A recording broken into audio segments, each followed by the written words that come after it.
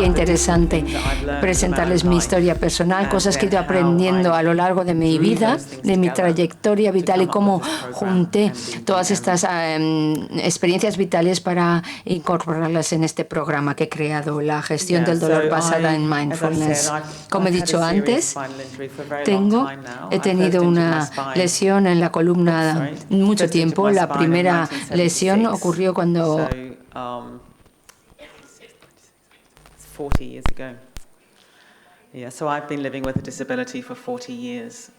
una discapacidad. Todo el desarrollo de mi programa de gestión del dolor, siempre lo digo, viene desde dentro, ¿vale? Procede de la experiencia aprendida, de lo que he ido viviendo, y he desarrollado todo un modelo teórico basándome en eso. Quizás sea algo totalmente distinto de cómo se hacen las cosas en el mundo, en la vida real. Normalmente se parte de la teoría y luego se adapta a la teoría basándose en el feedback que da la práctica. En mi caso fue más bien lo contrario. En mi caso he ido viviendo la experiencia práctica a lo largo de décadas, y tras ello he ido diseñando el modelo que parece funcionar como para muchas personas. ¿Funciona bien la traducción hasta ahora? ¿Sí? ¿Se entiende? ¿Sí? Gracias. Genial. Bien, quisiera contarles algo sobre este programa Respira Vida, que ha llevado este modelo al mundo hispanohablante, que es algo maravilloso porque desarrollamos nuestro programa en inglés y nuestros colegas han puesto mucho esfuerzo, mucho trabajo para ponerlo a disposición de las personas que hablan español, porque es un mundo mucho más grande, el mundo hispanohablante, y no va a dejar de crecer en el futuro, así que es magnífico, es maravilloso. Es un regalo magnífico que nos han hecho. Bien, Dharmakirti Swastika fundó esta organización Respira Vida. Es el líder de este equipo. Y este programa funciona en la actualidad con maestros que se han ido formando, tanto en España como en países latinoamericanos. Bien, como he dicho al comienzo, cuando tenía 16 años me hice una lesión grave en la espalda. Se llama espondilolistesis. Sí, consiste en que una vértebra de la columna se desplaza, se sale de la posición hacia adelante, hacia atrás, y duele bastante. He descubierto que hay muchas personas que padecen esta aflicción, un 10% de la población de una manera más leve o más grave. Tenía 17 años cuando ocurrió. Después de eso me operaron 2 veces. Tuve cirugía y complicaciones.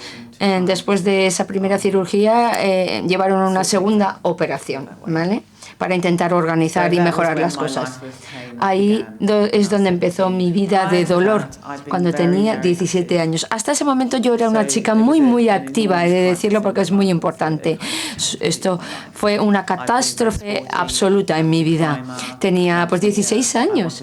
Hacía apnea, hacía submarinismo, quería dedicarme a salvamento, y de repente mi mundo se vino abajo. No sé si hay alguna persona que no oye, que salga y cambie la petaca, ¿de acuerdo? Porque quizás no tenga batería.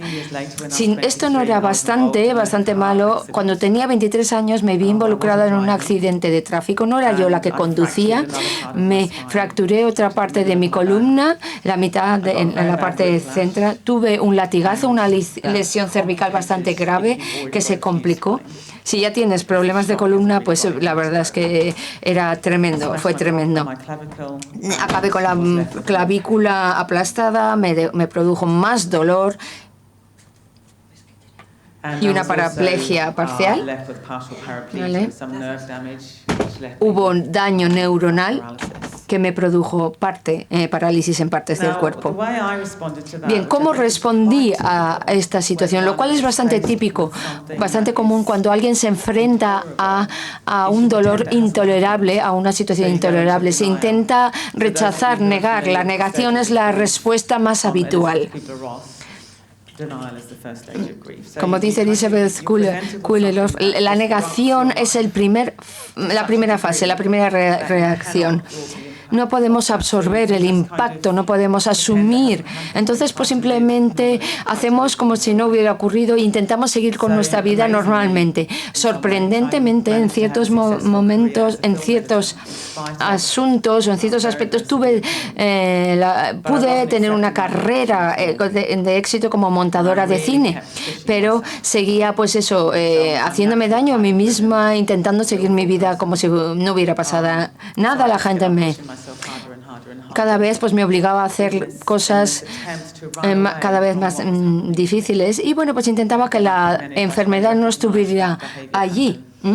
Estoy segura de que ustedes reconocerán este patrón de conducta. Algo horrible te pasa, intentas continuar, intentas escapar, pero obviamente no podemos escapar de nuestro propio cuerpo, por mucho que lo intentemos.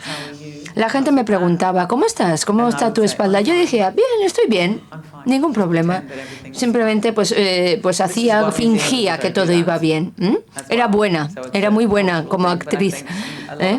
Creo que muchos de nosotros lo hacemos. ¿Qué tal va todo? Bien, bien, va bien. Aunque todo el mundo veía evidentemente que yo estaba lejos de estar bien. No estaba bien, no me sentía bien. Bien, cuando tenía 25 años, llegué al punto de llegar a un colapso total, a un colapso físico absoluto. ¿Vale? Si sigues escapando de ti mismo, al final acabarás con esto, pues te vienes abajo, es agotador. Sencillamente ya no podía continuar.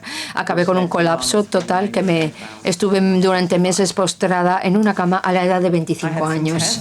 Me hicieron una serie de pruebas en el hospital, lo cual provocó consecuencias muy graves y acabé en una unidad de cuidados intensivos en un hospital. Fue una crisis tremenda, muy profunda en mi vida, un dolor insoportable, mucho miedo, terror, no sabía qué iba a sucederme. Mucha ansiedad también. Y bueno, aún así, aquí estoy hoy.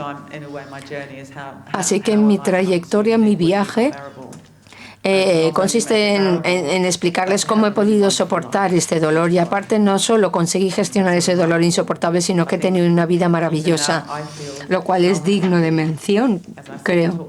Porque les quería contar mi historia personal porque es importante que sepan los antecedentes, como de una situación de desesperación total he podido conseguir una calidad de vida bastante aceptable, más que aceptable, y soy feliz a pesar de los dolores.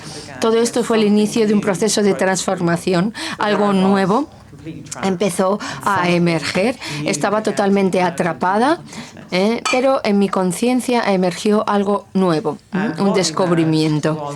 Lo que fue me di cuenta, fue un entendimiento, una comprensión muy profunda de que vivimos la vida de esta manera. Vivimos un momento cada vez. El pasado solo es un recuerdo. El futuro son solo elucubraciones, ideas. Solo vivimos la vida, solo vivimos el presente, el momento actual.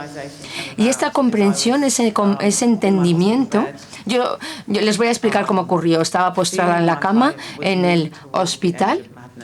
Estaba volviéndome loca, literalmente. Ya no podía soportar lo que me estaba sucediendo. Y me obsesioné sobre cómo iba, pues estaba, por ejemplo, a mitad de la noche en la madrugada y simplemente no podía imaginarme cómo iba a poder llegar a la mañana. Dije, no voy a poder soportarlo, me voy a volver loca. Y había otra voz en mi mente que decía, tienes que hacerlo. Yo decía, no podía, y la otra voz decía, sí, tienes que hacerlo. Y cada vez era más,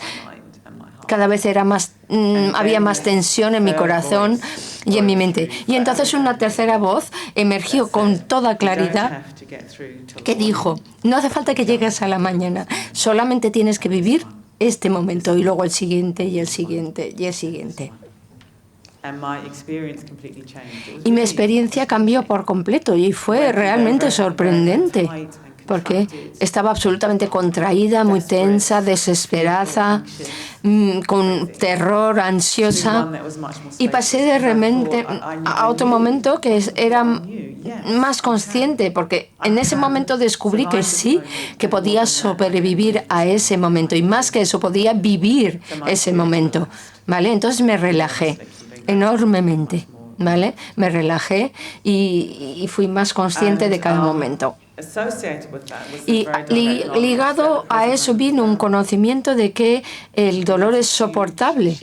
Y eso es un gran cambio, ¿verdad? Sentir que no vas a poder soportarla, el tormento de qué va a pasar en el futuro, que era una locura, que me volvía loca, a este momento, a darme cuenta de que solo vivimos en este momento y si este se soporta, vamos a ver si el siguiente también. Eso tuvo un efecto que cambió mi vida por completo. Creo que esa voz que emergió vive el momento presente, el momento actual, que llegó con toda claridad en el momento de ansia existencial mayor. Y eso es lo que dije, bueno, pues vives en el momento actual. Eso ocurrió en 1985, hace 31 años, y mi vida desde entonces la he dedicado a desentrañar qué significa eso, qué me ocurrió, qué significa en realidad estar presente totalmente, ser absolutamente conscientes de que este es el momento que estamos viviendo y no hay nada más. Y he trabajado desde eso. Yo siempre digo que esa experiencia en el hospital es el eje en torno al cual gira mi vida. No tenía nada que ver con la espiritualidad, pero supe en ese momento que tenía que dedicar el resto de mi vida a intentar a entender y experimentar lo que significa estar totalmente presente al margen de lo que nos suceda alrededor. Bien, al final salí del hospital, intenté volver a mi carrera profesional. No quería volver a esa vida loca, tan activa, pero bueno, quería abrazar mi vida, vivirla, examinar mi experiencia de una manera más directa, así que decidí cambiar las cosas de mi vida que no me gustaban y empecé con la meditación. Y tuve la fortuna de que mientras estaba en el hospital, el equipo médico le pidió al capellán del hospital que viniera a verme, a hablar conmigo, lo cual fue sorprendente en ese momento para mí. No era religiosa, pero bueno, pensaron, es una niña, una chica joven. Pensaban que no se podía hacer mucha cosa físicamente. Tenía una discapacidad grave, tenía que aprender a vivir con ella, aceptarla. Entonces esperaban que esta persona me podría dar una orientación pues un poco sabia. Y esta persona se sentó conmigo, me sostuvo de la mano y me pidió que recordara un lugar y un momento en el que había sido feliz. Es un ejercicio muy sencillo de visualización. ¿Vale? Entonces volví a Nueva Zelanda en los momentos cuando era adolescente, hacía pues senderismo, escalada, etcétera. Es uno de los lugares más bellos del mundo para hacer esto. Me llevé allí la mente. Hice un ejercicio durante 10 minutos. Fue un ejercicio de meditación breve con visualización. Me devolvió a mis momentos de adolescencia. Yo seguía siendo la misma chica postrada en la misma cama del hospital, pero mi experiencia era totalmente distinta. Y esto, digamos, que me transformó porque me di cuenta de que, aunque estaba en el mismo lugar, mi vida era totalmente distinta porque había decidido orientar mi conciencia en un recuerdo totalmente distinto, lo cual cambió profundamente mi experiencia subjetiva. Vale. La introspección, la moraleja, podemos decir que la conciencia puede ser una herramienta para gestionar el dolor, aunque mi mente, mi cuerpo estaba roto, estaba destrozado, pero mi mente no. Y yo creo que antes ni siquiera se me había ocurrido la idea de que tenía una mente que estaba perfectamente preservada. No había sido consciente de ello. No había pensado que yo podía decidir qué hacer con mi mente, con mi consciencia. Y eso fue una experiencia totalmente nueva.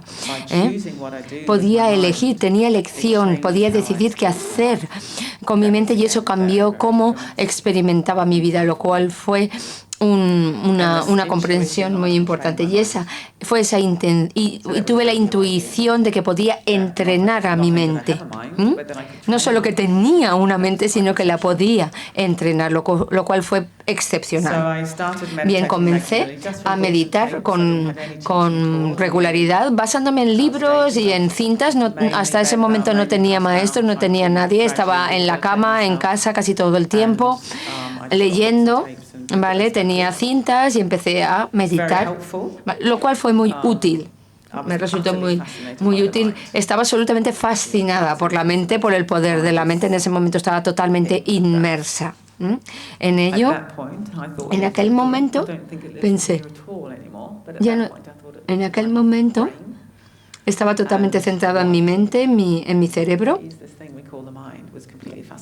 Y bueno, intentaba descubrir y desentrañar lo que es la mente, qué es lo que entendemos.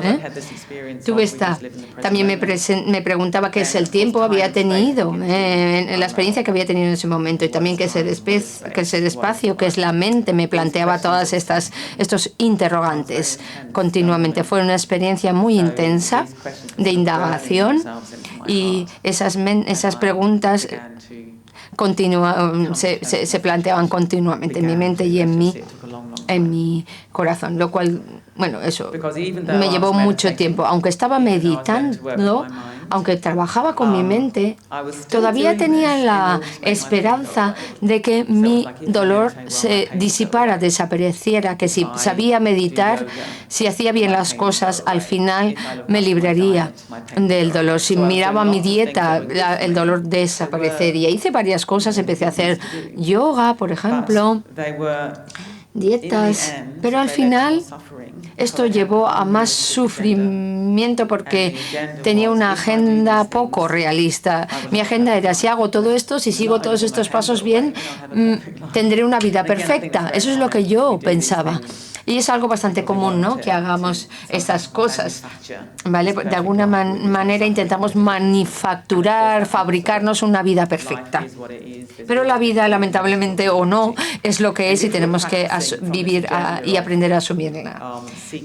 Entonces, si seguimos esta agenda de tener una vida perfecta, de ser felices en todo momento, pues cuando nos encontremos con otro obstáculo, con una dificultad, nos sentiremos fracasados, pensaremos que hemos fracasado, y eso generará más sufrimiento. No es la mejor manera de proceder, pero aún así lo hice 10 años, una década completa, mucho tiempo. Y en algún momento a lo largo de ese tiempo llegué a la comprensión, y también fue un momento muy intenso. Dije, quizás tengo que ser amable conmigo misma, tengo que cuidarme más, porque no dejaba de entrenarme a mi mente.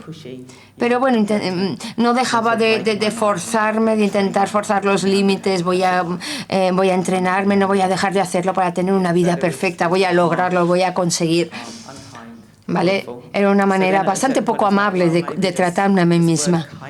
Entonces esa palabra, la palabra amabilidad, es interesante. Creo que merece la pena centrarnos y no la... ¿Bien?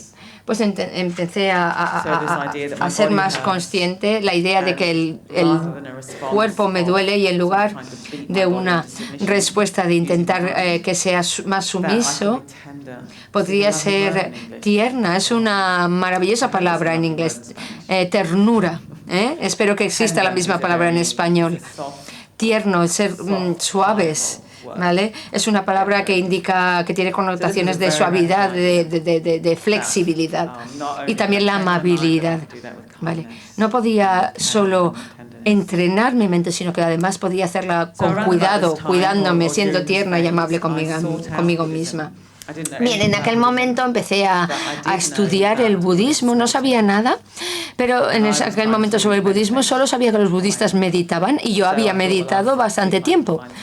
Así que intenté encontrar a un budista para que me enseñara, y sabía que el budismo se especializaba en el entrenamiento de la mente y el corazón, y sabía que valoraban la amabilidad. Entonces intenté encontrar personas y desde el primer retiro de fin de semana en Auckland, en Nueva Zelanda, lo que me sorprendió no era la propia filosofía o las enseñanzas, sino que la calidad de las personas a las que conocí, que llevaban mucho tiempo practicando.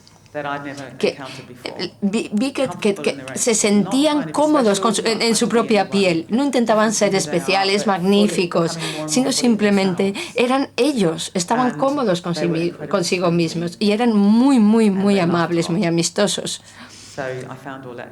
Y eso es lo que más me sorprendió realmente, me resultó muy atractivo. Entonces decidí comprometerme con ese camino, seguir ese camino.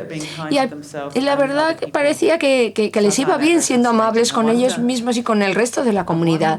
Y me fascinaba, me preguntaba, ¿qué ha ocurrido en sus corazones, en el seno de sus corazones para conseguir ser por defecto amables con ellos mismos y con otras personas?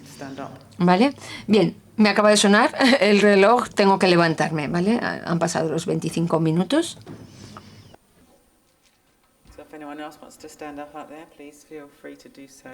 ¿Quieren hacerlo? Ya saben que tienen toda libertad también. ¿Se me oye? ¿Sí? ¿Allí atrás también? ¿Todo el mundo bien? Como digo, cambio de escena. Cambio de escenario. Me trasladé de Nueva Zelanda a Inglaterra en 1990. Decidí vivir en un centro de retiro para mujeres llamado Taraloka, en Inglaterra. Estaba en la otra esquina del mundo, no conocía a nadie. Y vivía en una comunidad con unas 11 o 12 mujeres. Y bueno, pues estaban totalmente comprometidas con su estilo de vida y se gustaban mucho unas a otras. A veces era un poco raro porque ellas se conocían mucho tiempo, así que estuve allí 5 años y ahí sí que empecé a comprender, a entender qué es la amabilidad y ser amable con la comunidad, viviendo en comunidad. ¿Vale? No es una amabilidad fingida, no, es una amabilidad profunda, real, sincera. No, eso no significa que nos hiciéramos las cosas fáciles todo el tiempo, pero éramos amables y aunque a veces nos planteábamos retos, nos hacíamos la vida complicada, pero eran amables ayudándonos a superar los obstáculos, ¿vale? Y durante este periodo, durante ese momento, atravesé una fase en la que me dediqué mucho a la práctica de la Metta Bhavana. Es un tipo de meditación budista que se centra en la bondad amorosa hacia nosotros y hacia el resto de las personas. Y en algún momento de ese periodo decidí que lo iba a hacer cada día. Y lo hice durante varios meses, durante 6 meses. Y para mí era como tomar una medicina, como medicarme. Lo hacía cada día. Me pareció interesante y dije, venga, es lo que necesitas, tómate tu medicina cada día durante 6 meses. Y al final de ese tiempo era mucho más tolerante conmigo misma y con otros. Me había dedicado mucho a dedicar esta meditación. Y lo que hice en mi práctica es equilibrar el mindfulness y el Metta Bhavana, la meditación de bondad amorosa.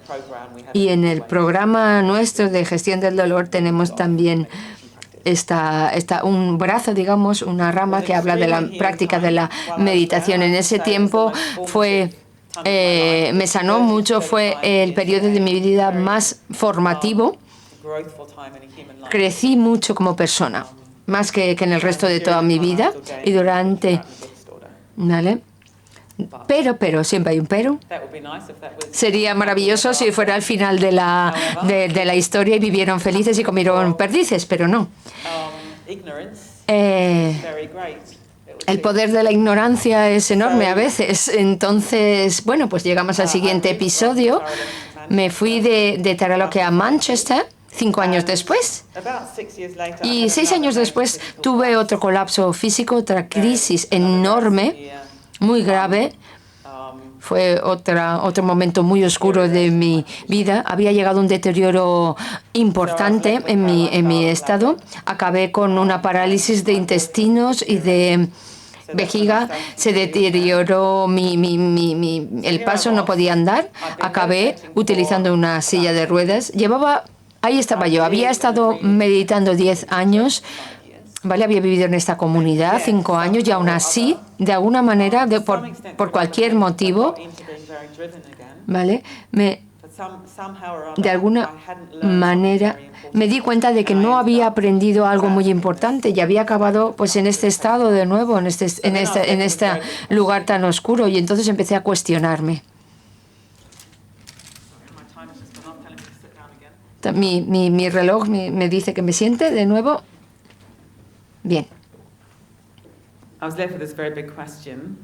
Me planteé esta pregunta tan importante. ¿Qué es lo que no he entendido? ¿Qué es lo que no he hecho? ¿Qué me he perdido? ¿Vale? En mi enfoque práctico me he dejado algo esencial, porque si no, no habría acabado así, ¿no? No me permite tener una vida sostenible.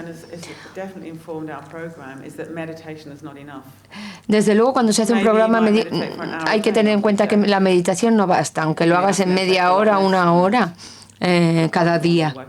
¿Vale? Tenemos trabajo, tenemos muchas cosas, pero ¿qué hacemos cuando no estamos meditando? Si nos meditamos 1 hora al día, nos deja 23 horas para seguir practicando nuestros malos hábitos. La gente española parece que no duerme mucho, eso lo he aprendido. Entonces, pues de esas 23 horas hay bastantes dedicadas a perseguir los malos hábitos. Esos 16 horas que hacen con su cuerpo y con su mente. Por eso ahí en ese momento empecé a desarrollar el mindfulness en la vida diaria y quería ver cómo marcar el ritmo, hacer que la práctica fuera más eficaz. Y creo que todos podríamos mejorar en ese sentido, hacer cierto entrenamiento para mejorar las cosas. Entonces se me ocurrió esta idea de marcar ritmos utilizando este reloj. Se utiliza mucho en terapia cognitiva, conductual y en mindfulness. Entonces, bueno, pues decidí hacerlo. Estar sentada 25 minutos, levantarme 5, sentarme de nuevo. Antes lo que hacía, pues me sentaba delante del ordenador y me sentaba y trabajaba hasta que estaba en absoluta agonía y estaba destrozada el resto del día por haber estado 3 horas delante del ordenador. Pero empecé a marcarme los tiempos y todo mejoró mucho más. Una de las cosas que digo habitualmente, y a la gente le sorprende un poco, que el mindfulness en la vida diaria ha cambiado mi vida mucho más que la meditación. Me ha transformado mucho más, ha cambiado mi comportamiento en las actividades cotidianas. La meditación obviamente es increíblemente importante, pero no basta por sí misma. Y además investigué mucho el movimiento atento, mindful.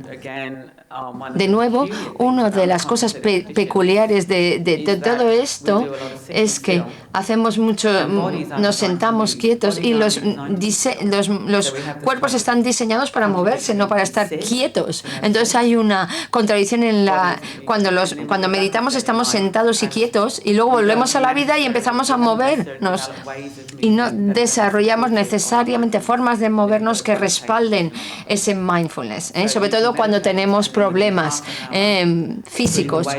Entonces tenemos que dedicar tiempo a meditar y a ser conscientes sobre cómo nos movemos. Y desarrollé todo un planteamiento sobre cómo movernos. Es bastante sutil. De cómo mover el cuerpo aun cuando esté dañado. Y esa es una meditación que se puede hacer todo el día. Se podría llamar meditación en acción. El movimiento en mindful no es algo rehabilitador. Ayuda a aumentar la conciencia. Podemos conducir un coche, te ayuda a levantar la botella de agua, abrir una puerta. Todos esos movimientos diarios, si tienes un dolor crónico, si no te mueves con atención, te puede hasta agravar el dolor. Y la meditación no será suficiente. Así que cuando estás cocinando, te vas a comprar, cómo te mueves, cómo posicionas tu cuerpo, qué hace tu respiración. Muchos de nosotros vamos a aguantar la respiración mientras movemos. Así es como se mueve la mayoría de las personas. Esta tarde Sona y yo vamos a hacer un taller a las 6:30 hasta las 9:30 que se tratará la respiración. Haremos movimiento con atención plena en ese taller. La otra cosa importante en la cual reflejé durante ese periodo de tiempo que pensé, ¿qué es lo que no tengo? ¿Qué es lo que no he entendido? En este momento estaba bastante aislada y eso es normal para una persona con dolor crónico. Puedes aislarte, estás en casa, no trabajas, poca energía, cansado. Por lo tanto, te confinas en casa y me di cuenta que tenía que salir más. Tienes que salir más. Es una expresión que se emplea mucho. Tienes que interactuar, tienes que salir más. Y me di cuenta también que tenía que relacionarme con otras personas porque esa relación es una necesidad vital humana y es algo que yo no lo hacía. Y había llegado un momento que no lo hacía. Así que en ese momento empezó la luz, vi la luz, empecé a cambiar mi vida, pero era bastante más formada. No era solo meditación, era con relación con otras personas, el movimiento. Y lo hice a través de un proyecto que se llama Peace of Mind, paz de mente, que enseñé mindfulness a otras personas que tenía color. Y la idea era emplear lo que yo había aprendido a ayudar a otras personas. Conocí a Jon Kabat-Zinn en 2001 y siempre me ha apoyado en mi trabajo.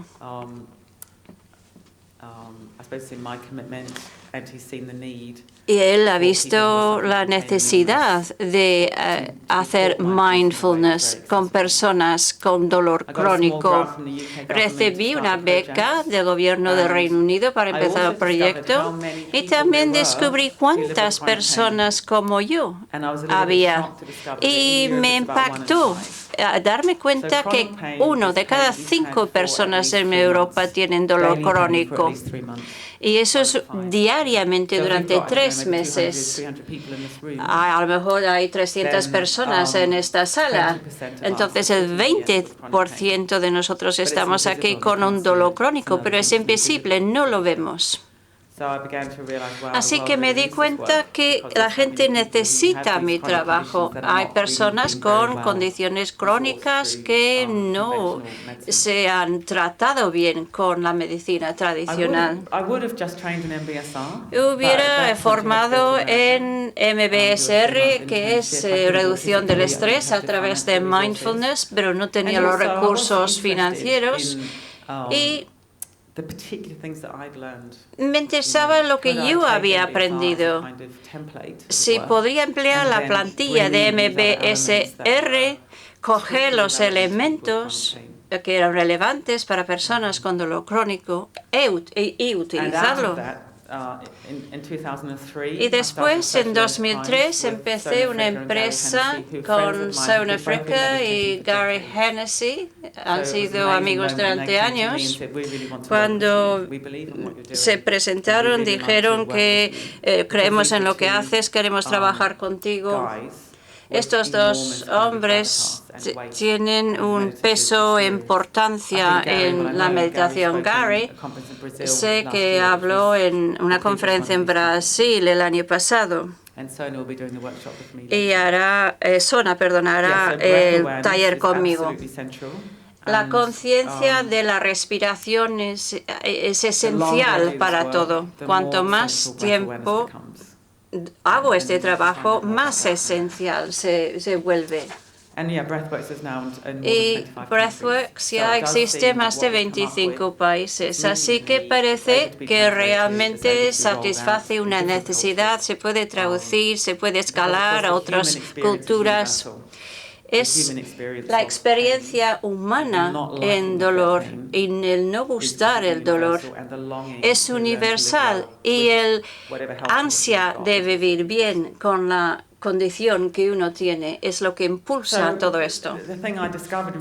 Descubrí que después de todos esos años es el poder de la mente. Tú puedes cambiar, te puedes formar la mente para cambiar la relación con el dolor. El dolor no desaparece, pero cambias la manera en que te relacionas con las dificultades que encuentras en la vida a través de la mente. Puedes cambiar tu vida para cambiar tu vida. Y eso es mi experiencia. Mi vida se ha cambiado por completo. Y el dolor ya no es un monstruo que arruina mi vida, porque así se siente en un momento cuando estás atrapado con el dolor. No te das cuenta, no estás consciente. Parece ser que el dolor es un monstruo que tienes dentro y se ya ha establecido en tu cuerpo y estás luchando contra ese monstruo continuamente. Mi espalda duele mucho a veces, pero tengo una buena vida, como he dicho varias veces ya. Voy a repasando mi viaje. Hay varias etapas. La primera etapa es la negación. Es igual que cuando tienes una pérdida, un catástrofe. Lo primero es la negación. La segunda fase que yo experimenté era negociación. Estoy haciendo todo bien, meditación, yoga, dieta, ejercicio, etcétera, etcétera. Pero lo hacía para que desapareciera mi dolor. Habrá muchas personas en los talleres que están ahí porque no tienen una vida perfecta, pero si practicas mindfulness te darás cuenta que es un objetivo un poco realista y al final aceptas la condición, aceptas el dolor. Y es la cuarta etapa. Y en ese momento empiezas a vivir bien la vida. No podemos controlar la vida, no podemos controlar lo que va a pasar, lo que está pasando, pero podemos controlar cómo respondemos a ella. Así que el dolor se acepta. Hay que aceptarlo. Pero hay otra etapa más, que es florecer. Y yo nunca pensé que aceptar el dolor era el final del camino. Es florecer. En inglés, flourish es una palabra muy bonita y espero que en español también. Es como una flor. Cuando se abre.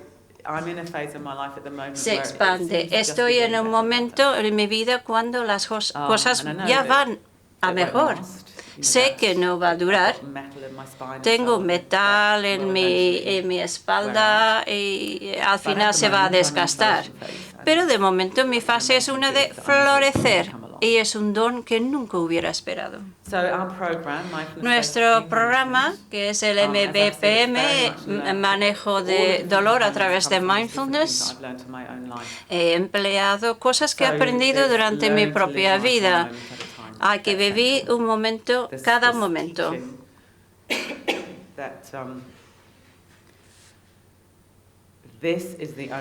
Que este es el único momento que existe en la actualidad. Así que a veces estamos dando vueltas a la cabeza del pasado y no hay que pensar en eso, hay que pensar en el momento. Ese momento sí, obviamente está en el contexto del pasado y el futuro, pero el único momento donde yo puedo actuar es ahora y el único momento donde puedo relacionarme es ahora, en el presente. Y si no lo hago, pues he perdido una oportunidad.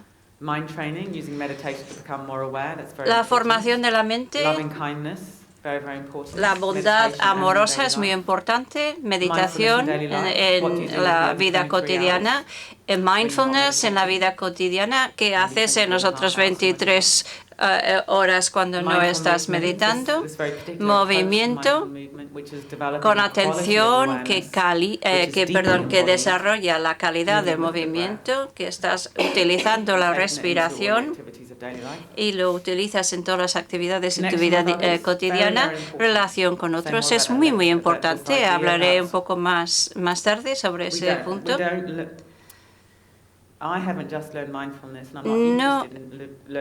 No he aprendido mindfulness simplemente para manejar mi dolor. No es suficiente. Yo quiero que consideren que sea yo un ser humano amoroso, con ternura. Y también tienes que aprender que tú no eres tu dolor. Tienes dolor, pero no eres tu dolor.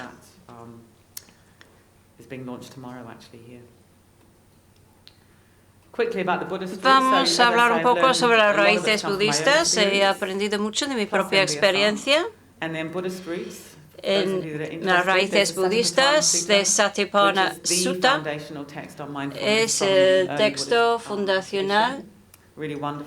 Es un texto maravilloso y yo me he estado inmersa en Satipatthana Sutta durante una década. Sona Sutta, que es un texto sobre esfuerzo equilibrado. Se habla con una persona que es como Sona, que hace meditación con tanto esfuerzo que empiezan a sangrar la suela del pie. Empezó a tocar un instrumento y solo se consigue un tono bonito si las cuerdas están justas, no demasiado tensas ni demasiado flojas. Y así es como se consigue el sonido perfecto.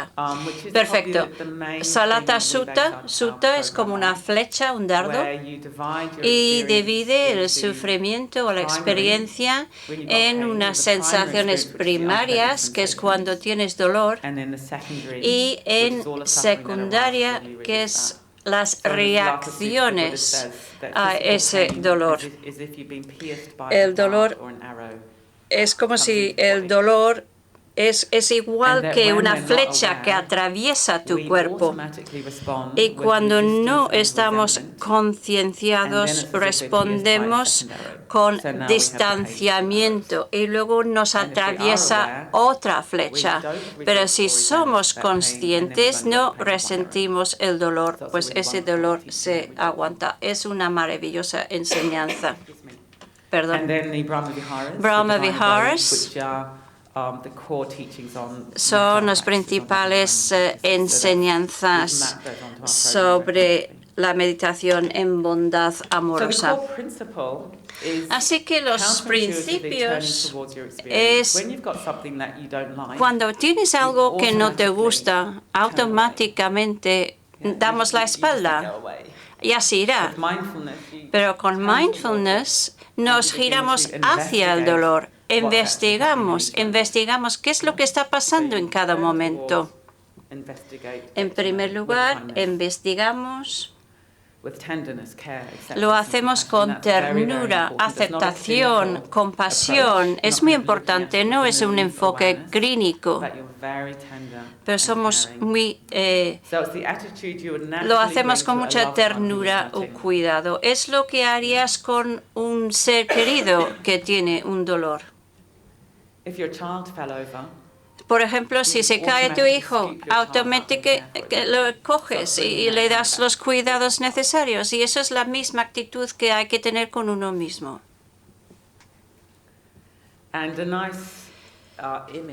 Y una imagen que a mí me encanta es que te conviertes en un guerrero, pero con un corazón blando. Es un trabajo muy valiente lo que estás haciendo. Tienes que ser un guerrero para tratar tu dolor, pero lo haces con un corazón blando. Es una frase preciosa. Como he dicho, dividimos el dolor entre primario y secundario. Aquí tenemos un gráfico, tienes las sensaciones desagradables básicos, se resiste y hay un sufrimiento secundario. Y luego tenemos la el sufrimiento primario y el secundario es dar vueltas a la cabeza, de ansiedad, temor, tensión secundaria, fatiga, mantienes la respiración, pero con mindfulness aceptamos la primario.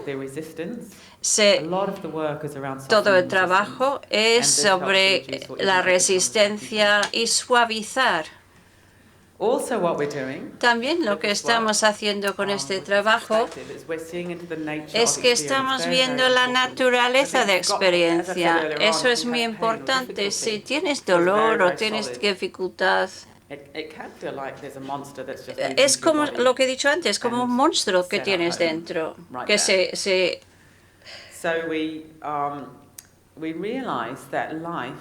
nos damos cuenta que la vida es como un río. Fluye por los momentos, cambia. Es un cambio de perspectiva. En vez de ver la vida como momentos sólidos que se chocan, aquí estamos en una dimensión que fluye. Y una nueva perspectiva es como si estuvieras en el borde de una cascada. Ves la vida pasar, pero tu conciencia te da una perspectiva sobre lo que está pasando. No se te lleva la corriente.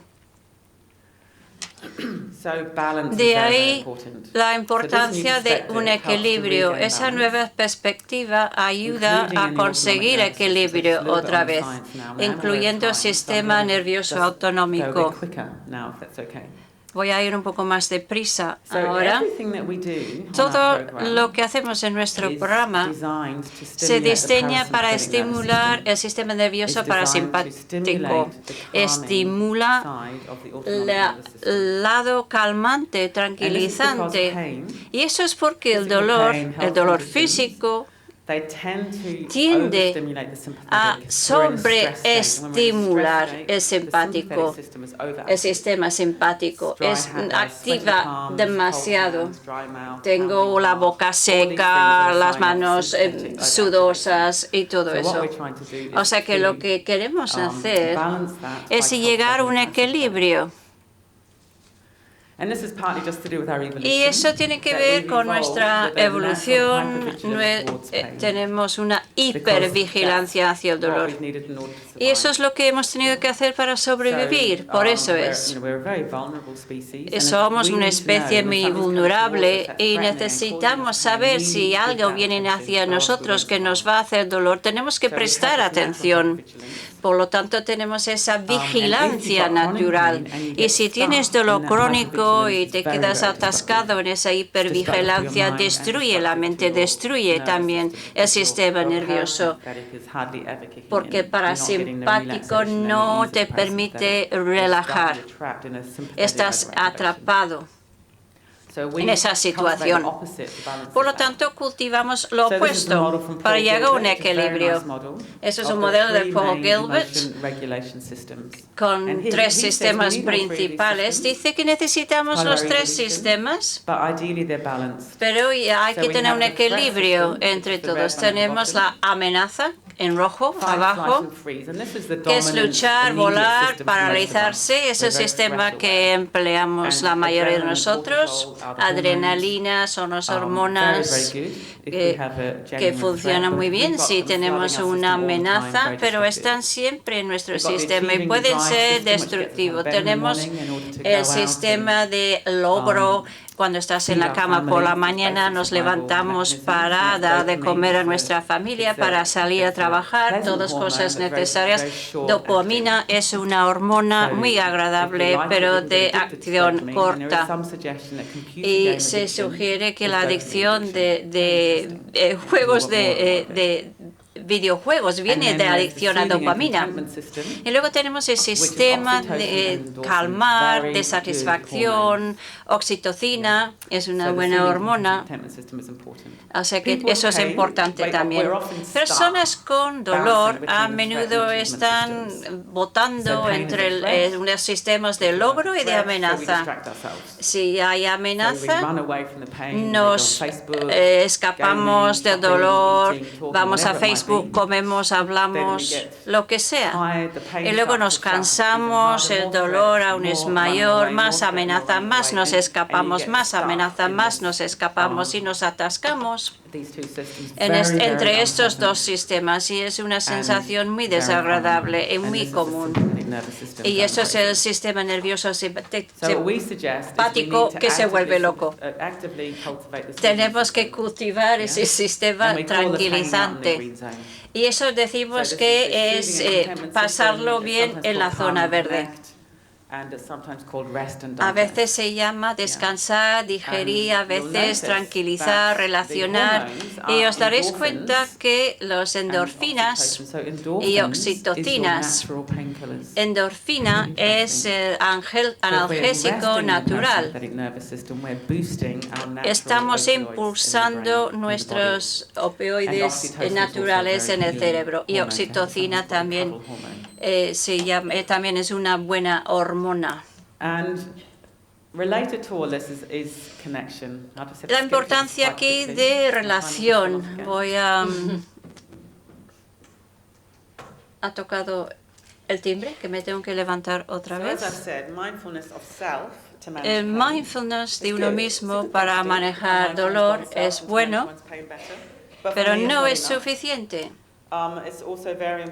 También es muy importante prestar atención a otros, ser consciente de otros, y por eso empleamos las prácticas de meditación en bondad amorosa. Estamos conectados para la relación.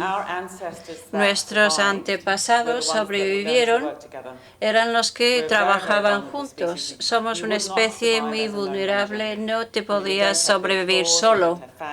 No tenemos dientes necesarios, y la razón que sobrevivimos era que aprendimos a operar y trabajar juntos, y eso es parte de nuestro ADN. Queremos relacionarnos con otros.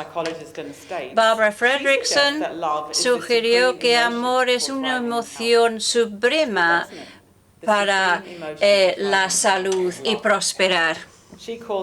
Ella lo llama resonancia de positividad. Es un estado activo, no es un sentimiento, no es una sensación, es una acción que ocurre cada vez que tenemos una emoción positiva con otra persona. Cada vez que sonríes a una persona, compartes una emoción positiva. Luego existe una sincronía de bioquímica entre personas y queremos invertir. Hay una razón por invertir en los cuidados mutuos y bienestar mutuo.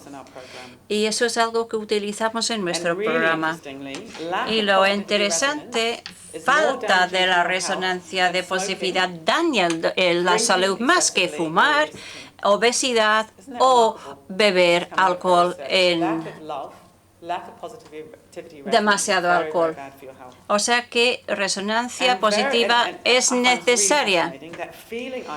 Y encontrarse aislado, sentirse aislado, daña más que un aislamiento real. Nos puede dañar mucho más que cuando estás en una situación genuina de aislamiento. Y aquí es donde la meditación en bondad amorosa es muy bueno para la salud. Aunque estás confinado en tu casa, tienes que tener un trasplante, no te puedes mover, la meditación en bondad amorosa va a ser muy buena para la salud. Vamos a pasar de aislamiento a empatía, a encontrarse relacionado en la imaginación con otros que tienen experiencias parecidas. Cuando la gente una persona tiene dolor, se siente aislado, se siente aislada. Miras a todos los demás y decir que ninguna más tiene dolor como yo. Y yo me estoy aislando. Por lo tanto, yo lo que hago es pensar que hay cientos de humanos. Cada uno tiene una mezcla de placer, dolor, sueños, esperanzas. Y veo sí que sois como yo. Y en la relación así es muy importante. Como he dicho, que toda la meditación se basa en mindfulness y bondad amorosa. El enfoque de mindfulness es el escáner del cuerpo, anclaje de respiración, movimiento, y lo que se basa en la bondad amorosa es tesorar el placer, el corazón abierto. Cultivamos el mover hacia la bondad, hacia lo bueno de la vida. Corazón abierto, que tenemos descansar, tener perspectiva, fluir, y luego el enfoque de relación. Nuestras meditaciones incluyen conciencia enfocada,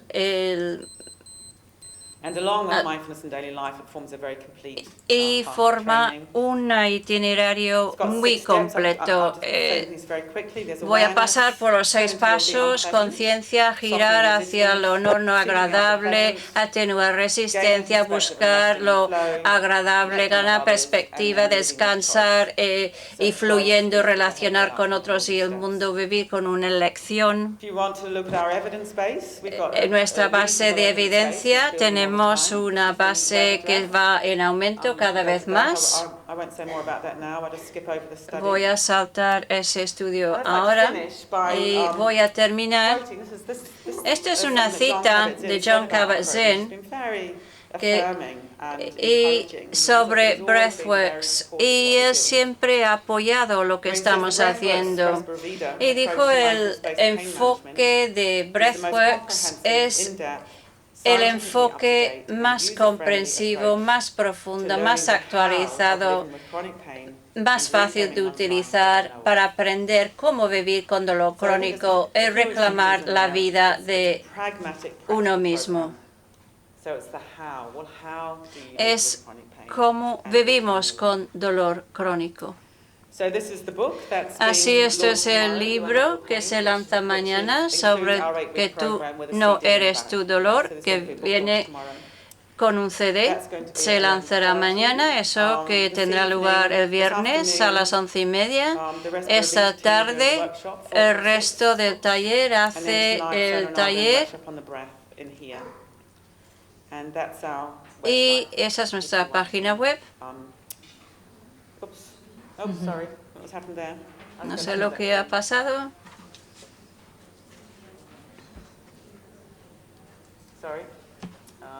Lo siento, parece que me he equivocado de...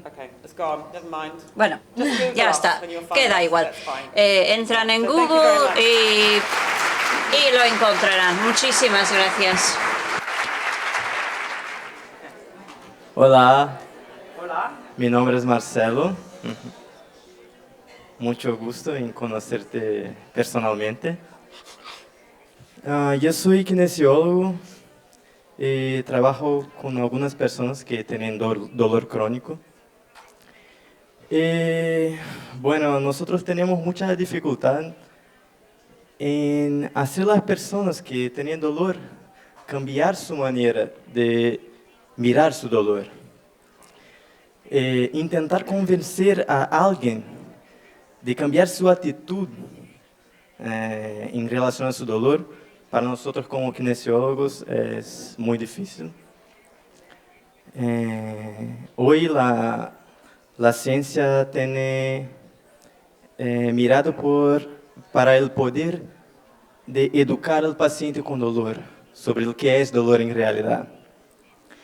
Pero es un poco frustrante para nosotros ver cómo los pacientes son resistentes a mirar de otra forma.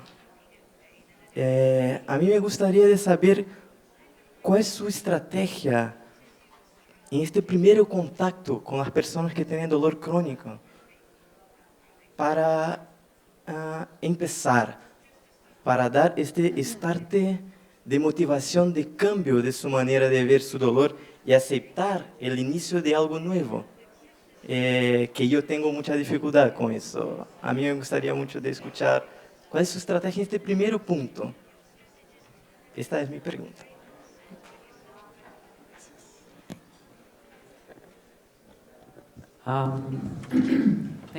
Muchas gracias por esa pregunta. Creo que lo primero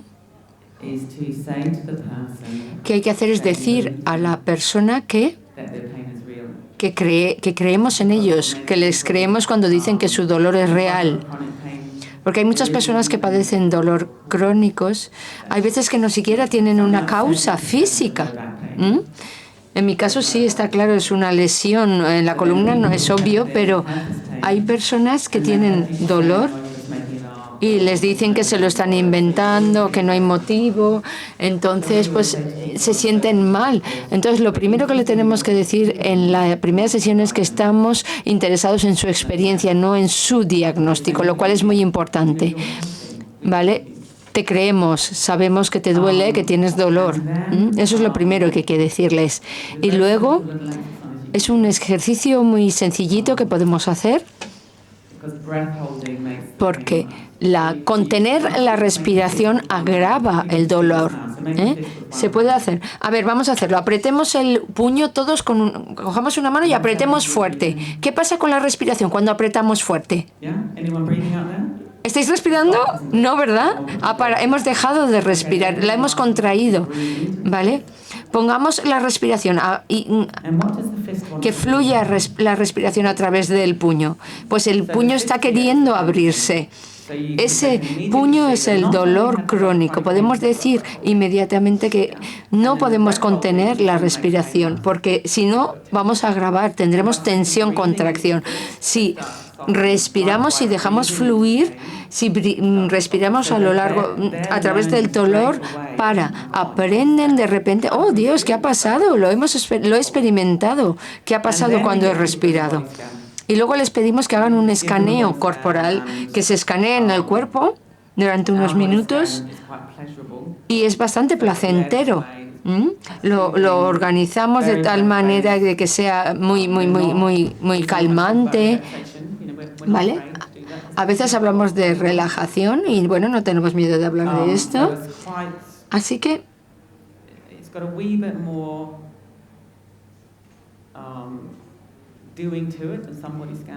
es algo muy activo, muy práctico y damos instrucciones para que la gente se anime a dejar fluir la respiración, dejarse llevar por la gravedad. Es algo bastante placentero. Si tienen esa experiencia, si lo ven, que sí es cierto, contengo la respiración, nunca me di cuenta, y luego les pedimos que hagan ese escaneo, se dan cuenta. Así que queremos que tengan una experiencia directa muy al principio de las ventajas, de los beneficios que supone ser más conscientes. Y es muy importante la afirmación, la autoafirmación, ¿vale? Te creo que que en tu dolor, que es ¿vale? Entonces les decimos que sí, que sabemos que es muy intenso, que esperamos poder ayudarles a atenuarlo, a calmarlo. Creo que es un buen enfoque. Cuando somos pacientes a veces no nos damos cuenta, nos socava tanto, es una experiencia terrible ir de una clínica a otra, de un médico a otro y decir no te puedo ayudar, que nadie te pueda ayudar. Se sienten horribles como seres humanos, se sienten totalmente indefensos, que nunca van a mejorar, ¿vale? Entonces que les digamos, que les creemos, que vamos a intentar ayudarles, creo que es algo positivo, ¿vale? Sienten la calidez y este ejercicio del puño creo que puede ser bastante ventajoso. Tenemos otra mesa enseguida, entonces vamos a acabar por aquí, terminar, y después Viremal estará en congreso y podrá contestar preguntas, experiencias, perdona. Thank you very much for coming, for talking. Gracias por tu charla, gracias por su presencia.